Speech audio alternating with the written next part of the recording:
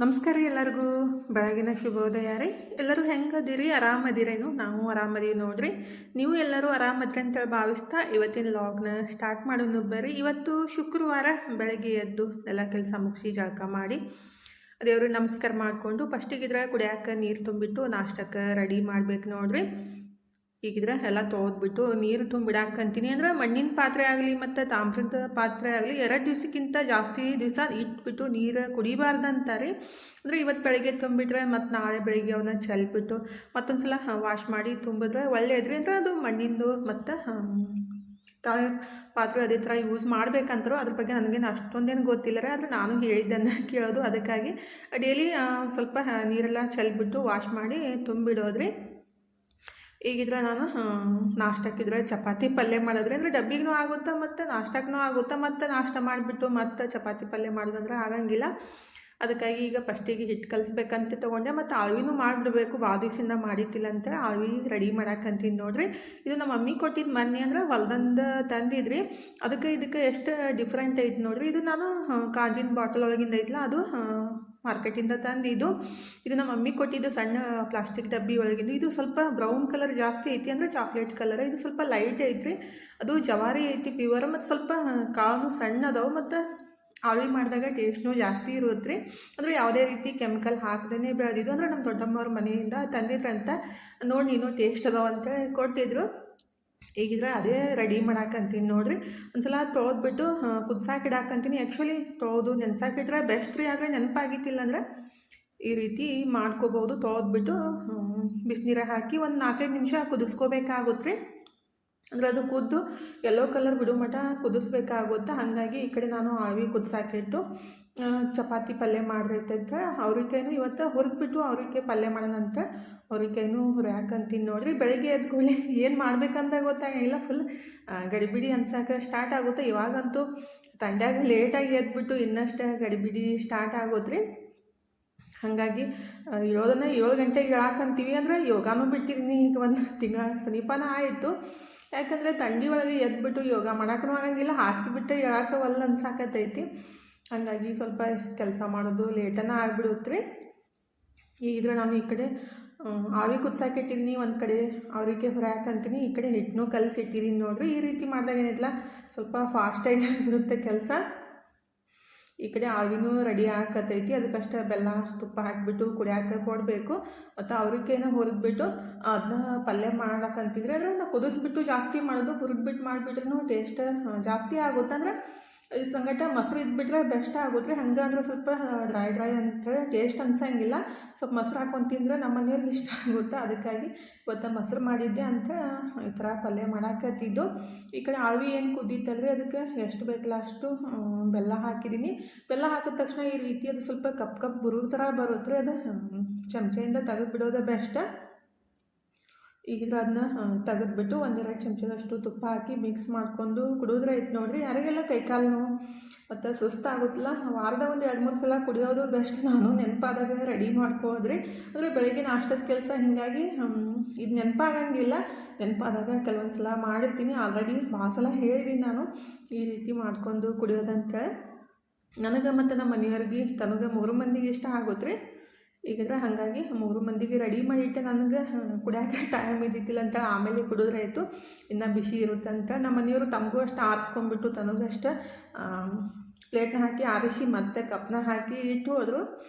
ಈಗಿದ್ರೆ ತನೂ ಜಳಕ ಮಾಡಿ ರೆಡಿ ಹಾಕಂತವ್ರಿ. ಪಲ್ಯ ಮಾಡ್ಬೇಕಂತ ಅವ್ರಿಗೆ ಹುರಿದು ಇಟ್ಟಿದ್ದಾರೆ. ಆದರೆ ನನ್ನ ಮಗಳು ಅವ್ರಿಗೆ ಪಲ್ಯ ಮಮ್ಮಿ ನನಗೆ ಹಿಂಡಿ ಮತ್ತು ತುಪ್ಪ ಹಾಕಿಬಿಟ್ಟು ಚಪಾತಿ ಕಟ್ರಿ ಅಂತ ಅಂದ್ಕೂಡಲೇ ಆ ಪಲ್ಯ ಮಾಡೋದು ಹಂಗೆ ಇಟ್ಬಿಟ್ಟು ಆಮೇಲೆ ಮಾಡಿದ್ರೈತಿ. ಈಗಿದ್ರೆ ಚಪಾತಿ ಮಾಡಿ ಹಿಂಡಿ ತುಪ್ಪ ತನಗೆ ಡಬ್ಬಿಗೆ ಹಾಕಿ ಕಟ್ಟಿದ್ರೈತಂತ 1-2 ಚಪಾತಿನ ರೆಡಿ ಮಾಡಿಬಿಟ್ಟು. ಅಂದ್ರೆ ಒಂದೇ ಸಾಕಂತವ್ರೆ. ಆದರೆ ಒಂದೇ ಹೊಟ್ಟೆ ತುಂಬಂಗಿಲ್ಲ. ಮತ್ತು ಈ ನಾಷ್ಟನೂ ಮಾಡಿಲ್ಲ, ಬರೀ ಆವಿ ಕುಡಿದ್ಬಿಟ್ಟು ಹೋಗ್ತಾ ಅಂತ. ಅದಕ್ಕಾಗಿ 1-2 ಚಪಾತಿ ಕಟ್ಟಿದ್ರೈತಂತ ಕಟ್ಟಾಕಂತೀನಿ ನೋಡ್ರಿ. ಈಗಿನ ಮಕ್ಕಳಿಗಂತೂ ಎಲ್ಲನೂ ಒತ್ತಾಯನೇ ಮಾಡಬೇಕು. ಹೀಗಾಗಿ ಸಿಟ್ಟು ಬರ್ತಾ ಇರ್ತೈತಿ ಬೆಳಗ್ಗೆ ಗಡಿಬಿಡಿ ಒಳಗ್ರಿ. ಈಗಿದ್ರೆ ಹಿಂಡಿ ಮತ್ತು ಚಪಾತಿ ಸುತ್ತಿ ಕಟ್ಟಿದ್ರಾಯ್ತು. ಅಂದರೆ ಸಣ್ಣವ್ರು ಹಿಡ್ಕೊಂಡು ಈ ರೀತಿ ಮಾಡ್ತಾ ಇರ್ತೀನಿ. ಪಲ್ಯ ಇಷ್ಟ ಇಲ್ಲ ಮತ್ತು ಲೇಟ್ ಆಗಿಬಿಟ್ಟಿತ್ತಂದರೆ ಈ ರೀತಿ ಮಾಡಿಬಿಟ್ರೆ ಮಕ್ಕಳಿಗೆ ಇಷ್ಟ ಆಗುತ್ತೆ. ನಮ್ಮ ಮನೆಯವರಿಗೆ ಒಂದೊಂದ್ಸಲ ಇದೇ ರೀತಿ ಕಟ್ಟಿರ್ತೀನಿ, ಅವರಿಗೆ ಜಾಸ್ತಿ ಇಷ್ಟ ಆಗುತ್ತೆ. ಈ ರೀತಿ ಶೇಂಗಾದ ಹಿಂಡಿ ಮತ್ತು ತುಪ್ಪ ಹಾಕಿ ಎಲ್ಲ ಕಡೆ ಹಚ್ಚಿ ರೋಲ್ ಮಾಡಿ ಈ ರೀತಿ ಕಟ್ ಮಾಡಿ ಹಾಕಿಬಿಟ್ರೆ ಆಯಿತು. ತಿನ್ನೋ ಮುಂದಾಗ ಮಸ್ತ್ ಹತ್ತೈತೆ ನೋಡಿರಿ. ಅಂದರೆ ಕೆಲವೊಂದು ಸಲ ಈ ರೀತಿ ಮಾಡಿ ಕಟ್ಬೋದು. ಈಗ ಅದನ್ನು ರೆಡಿ ಮಾಡಿ ತನಗೆ ಡಬ್ಬಿನೂ ಕಟ್ಬಿಟ್ಟು ತನೂ ಕಾಲೇಜ್ಗೆ ಈಗಿದ್ರೆ ನಮ್ಮ ಮನೆಯವ್ರು ಬರಾಟಿಗೆ ಕಾಲೇಜ್ ಬಿಟ್ಟು ಬರಾಟಿಗೆ ನಾನು ಪಲ್ಯ ಮಾಡಿಬಿಟ್ಟು ಚಪಾತಿ ಮಾಡ್ಬೇಕು ನೋಡಿರಿ. ಉಳ್ಳಾಗಡ್ಡಿ ಮತ್ತು ಸ್ವಲ್ಪ ಅವರಿಗೆ ಹಾಕಿಬಿಟ್ಟು ಸಿಂಪಲ್ಲಾಗೆ ಪಲ್ಯ ಮಾಡೋದು. ಅಂದರೆ ಉಳ್ಳಾಗಡ್ಡಿ ಮತ್ತು ಟೊಮೊಟೊ ಅಷ್ಟೇ ಕಟ್ ಮಾಡಿಬಿಟ್ಟು ಒಗ್ಗರಣೆಗಿಂತಲೇ ಎಣ್ಣೆ ಜೀರಿಗೆ ಸಾಸಿವೆ ನಾವು ಚೌಳಿಕಾಯಿ ಪಲ್ಯ ಹೆಂಗೆ ಮಾಡ್ಕೊತೀವಲ್ರಿ ಅದೇ ರೀತಿ ಮಾಡೋದು. ಟೇಸ್ಟ್ ಆಗುತ್ತೆ. ಅಂದರೆ ಅವರಿಗೆ ಜಾಸ್ತಿ ಬಿರುಸಿದ್ದು ತೊಗೋಬಾರ್ದು.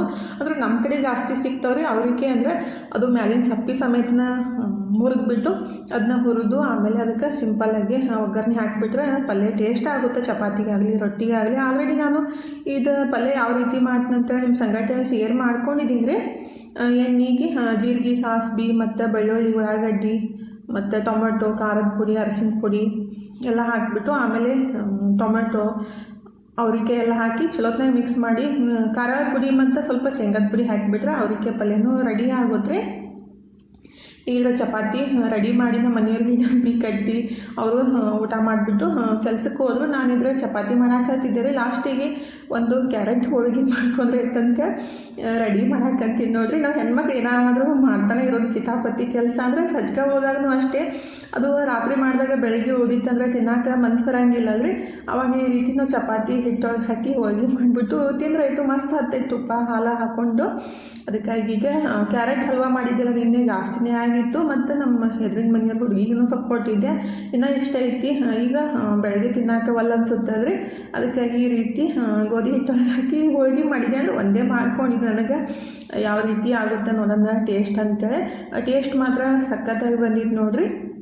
ಸ್ವಲ್ಪ ಜಾಸ್ತಿನೇ ಕ್ಯಾರೆಟ್ ಹಲ್ವಾ ಹಾಕಿಬಿಟ್ಟು ಈ ರೀತಿ ಸ್ವಲ್ಪ ದಿಪ್ಪಾಗಿ ಲಟ್ಟಿಸಿ ಎರಡು ಸೈಡ್ ಎಣ್ಣೆ ಹಚ್ಚಿ ಬೆನ್ಸ್ಕೊಂಡ್ರೆ ಆಯಿತು. ಆಮೇಲೆ ಸ್ವಲ್ಪ ತುಪ್ಪ ಹಾಕ್ಕೊಂಡು ತಿಂದ್ರಂತೂ ಮಸ್ತ್ ಹತ್ತೈತೆ ನೋಡಿರಿ. ಅಂದರೆ ನಾನು ಒಂದು ರೀಲ್ ಒಳಗೆ ನೋಡಿದ್ದು ಕ್ಯಾರೆಟ್ ಹೋಳಿಗೆ ಮಾಡಿದ್ರು. ನೋಡೋಣ ಇದು ಮಾಡಿಬಿಟ್ರೆ ಟೇಸ್ಟ್ ಅಂತಂದ್ರೆ ನೆಕ್ಸ್ಟ್ ಕ್ಯಾರೆಟ್ ಹೋಳಿಗೆ ಮಾಡೋಕ್ಕೆ ಬರುತ್ತೆ. ಅಂದರೆ ಅದನ್ನ ಸ್ವಲ್ಪ ಮಿಕ್ಸಿಗೆ ಹಾಕಿ ಅವರು ಪೇಸ್ಟ್ ಮಾಡಿದರು. ಇವತ್ತು ನಾನು ಹಲ್ವಾನೇ ಮಿಕ್ಕಿತ್ತಲ್ಲ ಅಂತ ಅದನ್ನೇ ಗೋಧಿ ಹಿಟ್ಟೊಳಗೆ ಹಾಕಿಬಿಟ್ಟು ಹೋಳಿಗೆ ಮಾಡಿ ತಿಂದಿದ್ದು. ಟೇಸ್ಟ್ ಮಾತ್ರ ಚಲೋ ಇತ್ತು ನೋಡಿರಿ. ಯಾಕಂದರೆ ಹಲ್ವಾನೂ ಟೇಸ್ಟ್ ಇರುತ್ತೆ ಮತ್ತು ಹೋಳಿಗೆ ಮಾಡಿದಾಗ ಟೇಸ್ಟ್ ಹತ್ತುತ್ತಾ. ಹಂಗಾಗಿ ಹೋಳಿಗೆ ತುಪ್ಪ ಹಾಕ್ಕೊಂಡು ತಿಂದರೆ ಮಸ್ತ್ ಆಗುತ್ತೆ. ಈಗಿದ್ರೆ ನಾನು ಹೋಳಿಗೆ ತುಪ್ಪ ತಿಂದ್ಬಿಟ್ಟು ಇನ್ನು ನೆಕ್ಸ್ಟ್ ಕೆಲಸ ನೋಡಿರಿ. ಏನು ಬಟ್ಟೆ ತೊಳೆಯೋದು ಮತ್ತು ಇದು ಎಡಿಟಿಂಗ್ ಮಾಡೋದು ಅಪ್ಲೋಡಿಂಗ್ ಮಾಡೋದು ಎಲ್ಲ ಕೆಲಸ ಮಾಡಿ ಫೋನ್ದಾಗ ಮಾತಾಡೋದು ಎಲ್ಲನೂ ಆಯಿತು. ಟೈಮ್ ಈಗ 3:30 ಆಗೈತಿ. ಬೆಳಿಗ್ಗೆ ಒಂದು ಹೋಳಿಗೆ ಒಂದು ಚಪಾತಿ ತಿಂದಿದ್ದು ಹೊಟ್ಟೆ ಫುಲ್ ಆಗಿಬಿಟ್ಟಿತ್ತು. 3:30 ಆದ್ರೂ ಹಸು ಆಗಿತ್ತಿಲ್ಲ. ಮನ್ಯಾಗ ಒಬ್ಬರೇ ಇದ್ರಂತೂ ತೀರಾ ಹಸುನೇ ಆಗಂಗಿಲ್ಲ ನೋಡಿರಿ. ಯಾರೇ ಇದ್ಬಿಟ್ರೆ ಜಾಸ್ತಿ ಹಸು ಆಗುತ್ತೆ ಮತ್ತು ಊಟನೂ ಹೋಗುತ್ತೆ ರೀ. ಒಬ್ಬರೇ ಇದ್ದಾಗ ಊಟ ಮಾಡೋಕ್ಕೆ ಒಲ್ಲ ಅನ್ಸುತ್ತೆ. ಊಟನೂ ಅಷ್ಟೊಂದು ಇಷ್ಟ ಆಗಂಗಿಲ್ಲ. ಆದರೆ ಟೈಮ್ ಆಯ್ತಿಲ್ಲ ಅಂತ ಸುಮ್ಮನೆ ಊಟ ಮಾಡೋದಾಗ್ಬಿಡುತ್ತೆ. ಮತ್ತು ಲೇಟಾಗಿ ಊಟ ಮಾಡಿಬಿಟ್ರೆ ಸಂಜೆಗೂ ಹಸು ಇರಲ್ಲಂತೆ. ಈಗ 3:30 ಆಗಿತ್ತು. ಸುಮ್ಮನೆ ಕುಂತೂ ಬೇಸರ ಆಗಿತ್ತು. ಅದಕ್ಕಾಗಿ ಈಗ ಬೆಳಗ್ಗೆ ಮಾಡಿದ್ದು ಅಡುಗೆನೂ ಇತ್ತಲ್ರಿ. ಪಲ್ಯ ಮತ್ತು ಚಪಾತಿ ಎಲ್ಲ ಇತ್ತು. ಅದನ್ನೇ ಪ್ಲೇಟಿಗೆ ಹಾಕಿ ಊಟ ಮಾಡೋದಂತ ರೆಡಿ ಮಾಡ್ಕೊಳಕಂತೀನಿ ನೋಡಿರಿ. ಸ್ವಲ್ಪ ಸೌತೆಕಾಯಿ ಮತ್ತು ಮೂಲಂಗಿ ಎಲ್ಲ ತಿಂದ್ಬಿಟ್ರಾಯ್ತು. ಲೇಟಾಗಿ ಊಟ ಮಾಡಿದ್ರೂ ಡೈಜೆಷನ್ ಆಗುತ್ತೆ ರೀ. ಬರೀ ಚಪಾತಿನೇ ಜಾಸ್ತಿ ತಿನ್ನಕ್ಕೆ ಹೋಗ್ಬಾರ್ದು ಯಾವಾಗಲೂ. ಯಾರಿಗೆಲ್ಲ ಡೈಜೆಷನ್ ಸಿಸ್ಟಮ್ ಸ್ವಲ್ಪ ಸ್ಲೋ ಇರ್ತೈತಿಲ್ಲ ಕೆಲವೊಬ್ಬರಿಗೆ, ಆವಾಗ ಸ್ವಲ್ಪ ಸೌತೆಕಾಯಿ ಮೂಲಂಗಿ ಪಲ್ಯ ಜಾಸ್ತಿ ತಿನ್ನಬೇಕು. ಚಪಾತಿ ಅನ್ನ ಸ್ವಲ್ಪ ಕಡಿಮೆ ತಿನ್ನಬೇಕು. ಆವಾಗ ಡೈಜೆಷನ್ ಚಲೋ ಆಗ್ತೈತೆ ನೋಡಿರಿ. ಈಗ ನಾನು ಪ್ಲೇಟ್ ರೆಡಿ ಮಾಡಿಕೊಂಡು ಒಬ್ಬಕ್ಕೆ ಕುಂತು ಊಟ ಮಾಡಾಕಂತೀನಿ. ಒಬ್ಬರೇ ಇದ್ದಾಗ ಕೆಲವೊಂದು ಸಲ ಮನಸ್ಸೇ ಬರೋಂಗಿಲ್ಲ ಮತ್ತು ಬೇಡದಿರೋ ಆಲೋಚನೆಗಳೆಲ್ಲ ಬರ್ತಾ ಇರ್ತವೆ. ಹಾಗಾಗಿ ಏನಾದರೂ ಕೆಲಸ ಮಾಡೋದು ಇಲ್ಲಾಂದರೆ ಊಟ ಮಾಡೋದು ಏನಾದರೂ ಪಾಸಿಟಿವ್ ಆಗಿರೋದು ಮೊಬೈಲ್ದಾಗ ನೋಡಿಬಿಟ್ರೆ ಆ ಥರ ವಿಚಾರ ಎಲ್ಲ ಬರೋಂಗಿಲ್ಲ ನೋಡಿರಿ. ಅಂದರೆ ನನಗೂ ಕೆಲವೊಂದು ಸಲ ಆಗ್ತಿರ್ತೈತಿ. ಹಾಗಾಗಿ ಆ ಥರ ಮಾಡೋದು ನಾನು.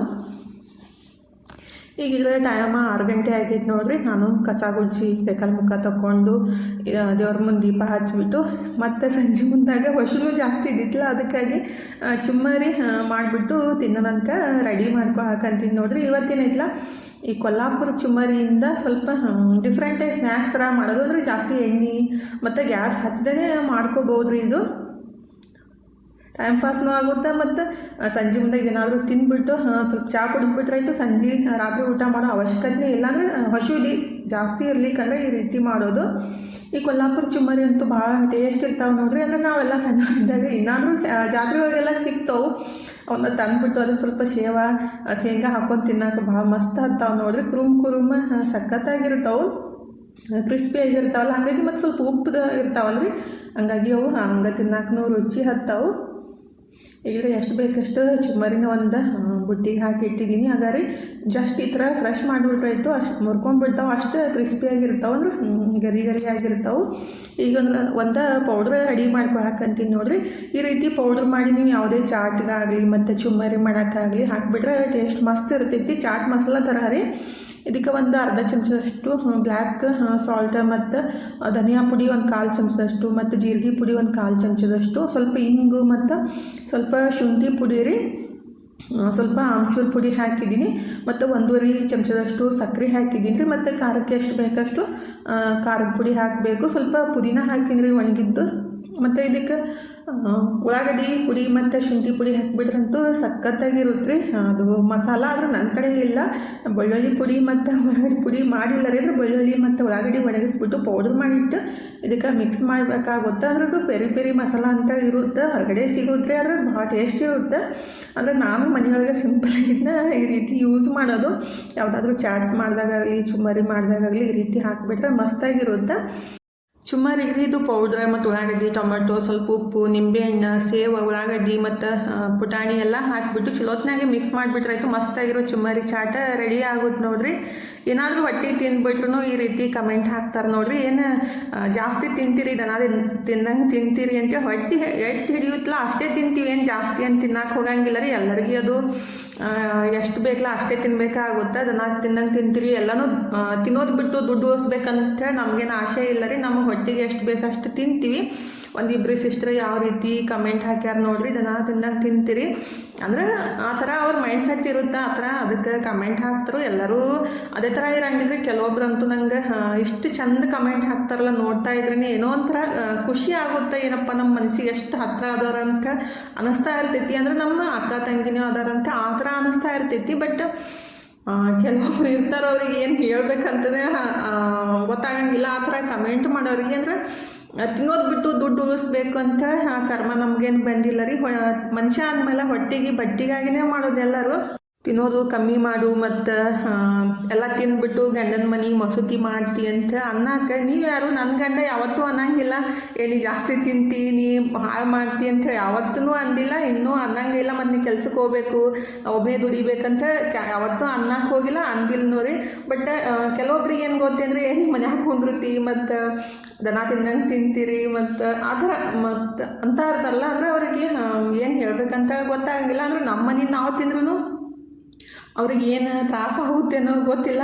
ಅಂದರೆ ಆ ಥರ ಕಮೆಂಟ್ ಮಾಡೋರಿಗೆ ಏನು ಹೇಳೋಕ್ಕಾಗಂಗಿಲ್ಲ ರೀ. ಕೆಲವೊಬ್ರಂತೂ ಎಷ್ಟು ಚಂದ ಕಮೆಂಟ್ ಹಾಕ್ತಾರೆ, ಎಷ್ಟು ಖುಷಿ ಆಗುತ್ತಂದ್ರೆ ಕಮೆಂಟ್ ಓದ್ತಾ ಇದ್ರೇ ಏನೋ ಒಂಥರ ಆನಂದ ಆಗ್ತಾ ಇರ್ತೈತಿ. ಬಟ್ ಏನು ಹೇಳೋಕ್ಕಾಗಲ್ಲ ರೀ. ಕೆಲವೊಬ್ರು ಇರ್ತಾರೆ ನಮ್ಮನ್ನು ಪ್ರೀತಿ ಮಾಡೋರು, ನಮ್ಮನ್ನು ಪ್ರೀತಿ ಮಾಡೇ ಮಾಡ್ತಾರೆ. ಆದರೆ ನಾವು ಇಷ್ಟ ಇಲ್ಲ ಅಂದ್ರೆ ಅವ್ರಿಗೆ ನಾವು ಏನು ಮಾಡ್ರು ಅನ್ನೋದು ಕೆಟ್ಟದಾಗೆ ಕಾಣುತ್ತೆ. ಅಂದರೆ ಹೊರಗಿನವ್ರು ಅಷ್ಟೇ ಅಲ್ಲ, ಮನೆಯವ್ರಾಗಲಿ ಸಂಬಂಧಿಕರಿಗಾಗಲಿ ನಾವು ಎಷ್ಟೇ ಚಲೋತ್ನಾಗಿದ್ರು ಅವರಿಗೆ ನಾವು ಇಷ್ಟ ಇಲ್ಲ ಅಂದ್ರೆ ಅವರಿಗೆ ಅದೇ ಥರ ಕಾಣೋದು. ಅಂದರೆ ನಾವು ಏನು ಮಾಡಿದ್ರು ಇಷ್ಟ ಆಗಂಗಿಲ್ಲ, ತಿಂದರೂ ಇಷ್ಟ ಆಗಂಗಿಲ್ಲ, ಉಟ್ರೂ ಇಷ್ಟ ಆಗಂಗಿಲ್ಲ, ಏನಾದರೂ ಒಂದು ವಸ್ತು ತೊಗೊಂಡ್ರೂ ಇಷ್ಟ ಆಗಂಗಿಲ್ಲ. ಅಂದರೆ ಸೋಷಿಯಲ್ ಮೀಡ್ಯಾದಾಗ ಅಷ್ಟೇ ಅಲ್ರಿ, ಸಂಬಂಧಿಕರೊಳಗೂ ಇರ್ತಾರೋ, ಮನೆ ಇದ್ದಲ್ಲೂ ಇರ್ತಾರೋ. ಆ ಥರ ಕಮೆಂಟ್ ಮಾಡೋರಿಗೆ ತಲೆ ಕೆಡ್ಸೋಕೆ ಹೋಗಂಗಿಲ್ಲ. ನಾನು ಫಸ್ಟ್ ಜಾಸ್ತಿ ತಲೆ ಕೆಡ್ಸ್ಕೋತಿದ್ದೆ, ಇತ್ತೀಚೆಗೆ ಅಂತೂ ಯಾರೇನೇ ಅಂದ್ಕೊಳ್ಳಿ ಆರಾಮಾಗಿದ್ದು ಬಿಡಬೇಕು. ನಮ್ಮ ಖುಷಿ ನಮಗೆ ಇಂಪಾರ್ಟೆಂಟ್ ಅಲ್ರಿ.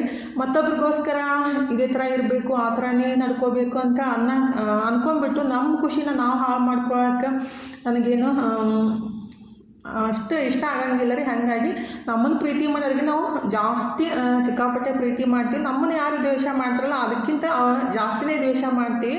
ಅಂದರೆ ನಾನು ಸೋಷಿಯಲ್ ಮೀಡ್ಯಾದಾಗ ಅಷ್ಟೇ ಅಲ್ಲ, ಸಂಬಂಧಿಕರೊಳಗಾಗಲಿ ಮನಿ ಅಂದಲ್ಲ ಅಂದರೆ ಎಲ್ಲ ರೀತಿ ಬಂತದು. ಹಂಗಾಗಿ ನಮ್ಮನ್ನ ಯಾರು ಪ್ರೀತಿ ಮಾಡ್ತಾರೆ ಅದಕ್ಕಿಂತ ಜಾಸ್ತಿ ನಾನು ಪ್ರೀತಿ ಮಾಡ್ತೀನಿ, ನಮ್ಮನ್ನು ಯಾರು ದ್ವೇಷ ಮಾಡ್ತಾರಲ್ಲ ಅದಕ್ಕಿಂತ ಜಾಸ್ತಿ ದ್ವೇಷ ಮಾಡ್ತೀನಿ. ಹಂಗಾಗಿ ಇಂಥ ಕಮೆಂಟ್ಗೆಲ್ಲ ತಲೆ ಕೆಡ್ಸ್ಕೊಳಕ್ಕೆ ಹೋಗಂಗಿಲ್ಲ ರೀ. ಯಾರು ಎಷ್ಟೇ ದ್ವೇಷ ಮಾಡಲಿ, ಯಾರು ಯಾವ ಥರ ಕಮೆಂಟ್ ಹಾಕಿದ್ರು ತಲೆ ಕೆಡ್ಸ್ಕೊಳಕ್ಕೆ ಹೋಗಂಗಿಲ್ಲ. ನೀವು ಅಂದ್ಕೊಂಡಿರ್ಬೇಕು ಈ ಥರ ಬ್ಯಾಡ್ ಕಮೆಂಟ್ಸ್ ಹಾಕಿಬಿಟ್ಟು ನನ್ನ ಡಿಮೋಟಿವೇಟ್ ಮಾಡಬೇಕಂತ ನೀವು ಅಂದ್ಕೊಂಡ್ಬಿಟ್ಟಿದ್ರೆ ಅದು ಎಲ್ಲ ತಪ್ಪು ಅಂತ ತಿಳ್ಕೊಂಬಿಡ್ರಿ ಇಂದಿನ ಹಿಡ್ಕೊಂಡು. ಯಾಕಂದರೆ ಇದೇ ಥರ ಕಮೆಂಟ್ ನೀವು ಹಾಕ್ತಾ ಹೋದರೆ ನನ್ನ ಮೈಂಡ್ ನಾನು ಹಾಳು ಮಾಡ್ಕೊಳಕ್ಕೆ ನನಗೇನು ಅವಶ್ಯಕತೆ ಇಲ್ಲ. ಅಂದ್ರೆ ನಮ್ಮನ್ನು ಪ್ರೀತಿ ಮಾಡೋರಿಗೆ ನಾನು ಯಾವತ್ತೂ ಈ ಥರ ಹೇಳಂಗಿಲ್ಲ ರೀ. ತಪ್ಪು ತಿಳ್ಕೊಳಕ್ಕೆ ಹೋಗ್ಬೇಡ್ರಿ. ಯಾಕಂದರೆ ನಮ್ಮನ್ನು ಇಷ್ಟಪಡೋರು ಯಾವತ್ತಿದ್ರೂ ಇಷ್ಟನೇ ಪಡ್ತಾರೋ. ಈಗಿದ್ರೆ ಚುಮ್ಮರಿ ಮಾಡಿ ತಿಂದ್ಬಿಟ್ಟಿಂದ ಅಡುಗೆ ಮನೆ ಕ್ಲೀನ್ ಮಾಡಕ್ಕಂತೀನಿ ನೋಡಿರಿ. ನಾನು ಮನೆ ಒಳಗೆ ಇದನ್ನ ಲಿಕ್ವಿಡ್ ರೆಡಿ ಮಾಡ್ಕೊತೀನಿ. ಇದ್ರಾಗೂ ದುಡ್ಡು ಉಳಿಸ್ಬೇಕಂತಲೇ ಈ ರೀತಿ ಮಾಡೋದು. ಅಂದರೆ ನಾನು ಇನ್ನೀ ವಿಡಿಯೋದೊಳಗೆ ದುಡ್ಡು ಉಳಿಸ್ಬೇಕು ಈ ಥರ ಮಾಡಿಬಿಟ್ರೆ ಸ್ವಲ್ಪ ದುಡ್ಡು ಉಳಿತೈತಿ, ₹1 ಉಳಿದ್ರು ನಮ್ಗೆ ಯೂಸ್ ಆಗ್ತೈತೆ ಅಂತ ಅಂದ್ಕೊಂಡಿದ್ರಿ. ಅಂದರೆ ಹೇಳಿದ್ದು ಅದನ್ನ ಈ ಥರ ಅವರು ತಪ್ಪು ತಿಳ್ಕೊಂಡ್ರು. ಅಂದರೆ ತಿನ್ನೋದು ಬಿಟ್ಟು ದುಡ್ಡು ಉಳಿಸ್ಬೇಕಂತ ನಮಗೇನು ಅವಶ್ಯಕತೆ ಇಲ್ಲ ರೀ. ಎಲ್ಲರೂ ಹೊಟ್ಟೆಗೆ ತಿಂದನೇ ದುಡ್ಡು ಉಳಿಸೋದು. ಉಪವಾಸ ಇದ್ದು ದುಡ್ಡು ಉಳಿಸ್ಬಿಟ್ರೆ ಅದು ಯೋಗ್ಯನೂ ಅನ್ಸಂಗಿಲ್ಲ ರೀ. ಯಾಕಂದರೆ ಮನುಷ್ಯ ಅಂದಮೇಲೆ ಹೊಟ್ಟೆಗೆ ಬಟ್ಟಿಗಾಗಿನೇ ಬದುಕೋದು. ಇಲ್ಲ ಇವತ್ತು ಬಟ್ಟಿ ಕಟ್ಟಿ ದುಡ್ಡು ಸಂಪಾದನೆ ಮಾಡಿಟ್ಟು ನಾಳೆ ಯಾವುದೋ ಒಂದು ಕಾಯಿಲೆ ಬಂದು ಎಲ್ಲ ಬಿಟ್ಟು ಹೋಗೋದು ಆ ಥರ ಏನು ಸರಿ ಅನ್ಸಂಗಿಲ್ಲ. ನನಗಂತ ಅಷ್ಟೇ ಅನ್ವಯಿಸಲ್ಲ, ಇದು ಎಲ್ಲರಿಗೆ ಅನ್ವಯಿಸ್ತೈತಿ. ಇರೋ ತನಕ ಆರೋಗ್ಯವಾಗಿ ಚಲೋ ತಿಂದು ಉಂಡು ನೆಮ್ಮದಿಯಾಗಿ ಹೋಗೋದನ್ನೇ ಅದೊಂದು ಜೀವನ ಅಂತ ಅನ್ಸುತ್ತೆ. ಅಂದರೆ ಏನಪ್ಪ ಈಗ ಈ ಥರ ಹೇಳ್ದ ಅಂತ ಅನ್ನಕ್ಕೆ ಹೋಗ್ಬೇಡ್ರಿ. ಅಂದರೆ ಕೆಲವೊಬ್ರಿಗೆ ಸಿಟ್ಟು ಬರುತ್ತೆ, ಕೆಲವೊಬ್ರಿಗೆ ಚಲೋ ಅನ್ಸುತ್ತೆ. ಅದು ಇವಾಗ ಗೊತ್ತಾಗಂಗಿಲ್ಲ ರೀ. ಎಲ್ಲ ಮುಗಿದು ಒಂದು ಟೈಮ್ದಾಗ ಇನ್ನೇನು ಹೋಗೋದು ರೆಡಿ ಆಗಿರ್ತೈತಿಲ್ಲ ಅವಾಗ ಅನ್ನಿಸ್ತಾ ಇರ್ತೈತಿ, ಏನಪ್ಪ ಎಲ್ಲನೂ ತ್ಯಾಗ ಮಾಡಿಬಿಟ್ಟು ಇಷ್ಟೆಲ್ಲ ಗೋಳೆ ಮಾಡಿಟ್ರು ಏನು ಪ್ರಯೋಜನ ಅಂತ ಅನ್ನಿಸ್ತಾ ಇರ್ತೈತಿ. ಅವಾಗ ಗೊತ್ತಾಗೋದ್ರಿ. ಆದರೆ ಈಗಿನಿಂದನೇ ತಿಳ್ಕೊಂಬಿಟ್ಟು ನಮ್ಮ ಲೈಫನ್ನು ನಾವು ಖುಷಿಯಾಗಿ ಆರಾಮಾಗಿ ಕಳೆದ್ಬಿಟ್ರೆ ಅದೊಂದು ಸಾರ್ಥಕತೆ ಸಿಗುತ್ತಂತ ಅಂದ್ಕೊಂಡಿದ್ದೆ ಅಷ್ಟೇ ರೀ. ಏನಾದರೂ ತಪ್ಪು ಮಾತಾಡಿದರೆ ದಯವಿಟ್ಟು ಕ್ಷಮೆ ಇರಲಿ. ಅಂದರೆ ನಮ್ಮನ್ನು ಇಷ್ಟಪಡೋರಿಗೆ ನಾನು ಹೇಳಕತ್ತಿದ್ದೆ ಅಷ್ಟೇ ರೀ. ಈಗಿದ್ರೆ ಅಡುಗೆ ಮನೆ ಕ್ಲೀನ್ ಮಾಡ್ಕೊಂಡ್ಬಿಟ್ಟು ಅಂದರೆ ನಮ್ಮ ಮನೆಯೊಳಗೆ ಇದು ಲಿಕ್ವಿಡ್ ರೆಡಿ ಮಾಡೋದ್ರಿ. ಬಿಸಿನೀರಿಗೆ ಸ್ವಲ್ಪ ನಿಂಬೆಹಣ್ಣು ಮತ್ತು ಆರೆಂಜ್ ಸಿಪ್ಪಿ ಮತ್ತು ಸ್ವಲ್ಪ ಅಡುಗೆ ಸೋಡಾ ಮತ್ತು ಸ್ವಲ್ಪ ಲಿಕ್ವಿಡ್ ಹಾಕಿ ಮಿಕ್ಸ್ ಮಾಡಿಬಿಟ್ಟು ಕುದಿಸ್ಬಿಟ್ಟು ತಣ್ಣಗಾದ್ಮೇಲೆ ಡಬ್ಬಿಗೆ ಹಾಕಿ ಇಟ್ಕೊಂಡ್ರಾಯ್ತು. ಯೂಸ್ ಆಗುತ್ತೆ, ಭಾಳ ಬೆಸ್ಟ್ ಕ್ಲೀನ್ ಆಗುತ್ತೆ ಅಡುಗೆ ಮನೆ. ಮತ್ತು ಜಿಟ್ಟಿ ಜಂಡ್ಕನೂ ಬರೋಂಗಿಲ್ಲ. ಆಲ್ರೆಡಿ ನಾನು ಇದನ್ನ ತೋರಿಸಿದ್ದೀನಿ ವಿಡಿಯೋದೊಳಗೆ ರೀ. ಇವತ್ತಿನ ವಿಡಿಯೋನೂ ಇಲ್ಲೇ ಮುಗಿಸು. ಅಂದರೆ ಇವತ್ತಿನ ವಿಡಿಯೋ ಹೆಂಗೆ ಅನ್ನಿಸ್ತಂತ ಕಮೆಂಟ್ ಬಾಕ್ಸ್ ಒಳಗೆ ಹೇಳೋದು ಮರ್ಯಾಕೆ ಹೋಗ್ಬೇಡ್ರಿ. ವಿಡಿಯೋ ಇಷ್ಟ ಆಗಿದ್ರೆ ಲೈಕ್ ಮಾಡಿ, ಶೇರ್ ಮಾಡಿ, ಸಬ್ಸ್ಕ್ರೈಬ್ ಮಾಡ್ಕೊಂಡು ಸಪೋರ್ಟ್ ಮಾಡಿರಿ. ಇಷ್ಟು ತನಕ ವಿಡಿಯೋ ನೋಡಿದ್ದಕ್ಕೆ ತಮ್ಮೆಲ್ಲರಿಗೂ ತುಂಬ ಹೃದಯದ ಧನ್ಯವಾದಗಳು. ಥ್ಯಾಂಕ್ ಯು ಫಾರ್ ವಾಚಿಂಗ್ ರೀ. ಬಾಯ್ ರೀ ಎಲ್ಲರಿಗೂ.